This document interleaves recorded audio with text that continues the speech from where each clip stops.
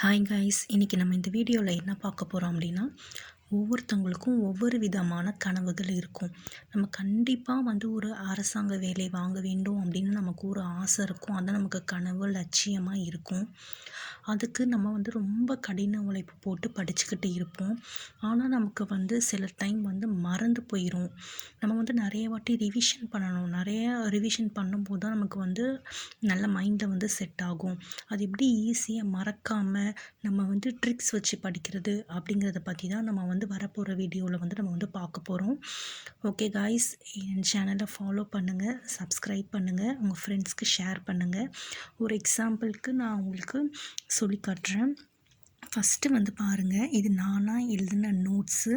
நான் நோட்ஸ் வச்சு தான் நான் இப்போ எக்ஸாமுக்கு ப்ரிப்பேர் பண்ணிக்கிட்டே இருக்கேன். உங்களுக்கு பிடிக்கும் நான் நம்புகிறேன். என்னோடய எஃபர்ட்டுக்கு நீங்கள் கொடுக்குறதுக்கு நீங்கள் எனக்கு ஒரு சப்ஸ்கிரைப் பண்ணுங்கள். தேங்க்யூ. ஒரு எக்ஸாம்பிள் பார்க்கலாம்.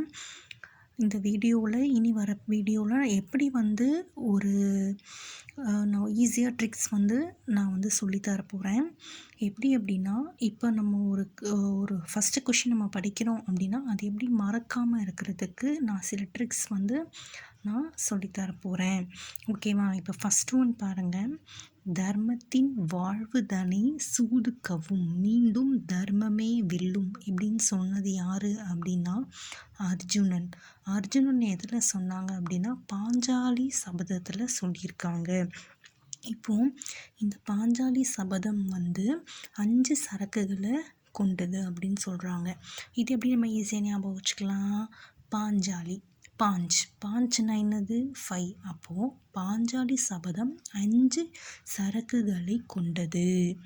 நெக்ஸ்ட்டு, பாஞ்சாலி சபதத்தை எழுதியவர் யார்?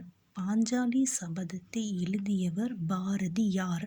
இது எப்படி ஞாபகம் வச்சுக்கலாம்? பாஞ்சாலி பா இருக்குது, பாரதியார் பா இருக்குது.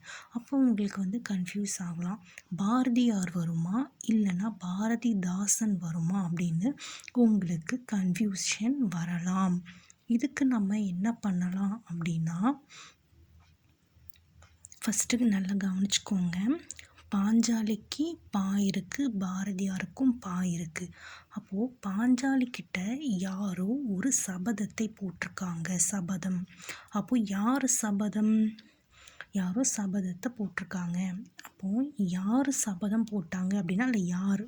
இப்போ நம்ம கேள்வியாக கேட்கலாம், யார் சபதத்தை போட்டாங்க? அப்போ பாஞ்சாலியில் வர பா யார் சபதம் போட்டாங்க? யார். So answer Bharathiyar. இப்படி கூட நம்ம ஞாபகம் வச்சுக்கலாம். இனி வரப்போக வீடியோஸில் எப்படி ஒவ்வொன்றுத்தையும் நம்ம மைண்டில் வச்சு மறக்காமல் படிக்கலாம் அப்படிங்கிறது தான் நம்ம க்ளூ வச்சு ஒவ்வொன்றா படிக்க போகிறோம். ஃப்ரெண்ட்ஸ், இது உங்களுக்கு பிடிச்சிருக்குன்னு நான் நம்புகிறேன். நீங்கள் இனி நம்ம சேனலை ஃபாலோ பண்ணுங்கள். இதே மாதிரி நிறையா ஐடியாஸ் எனக்கு தெரிஞ்சதை நான் உங்களுக்கு ஷேர் பண்ணுறேன். தேங்க்யூ.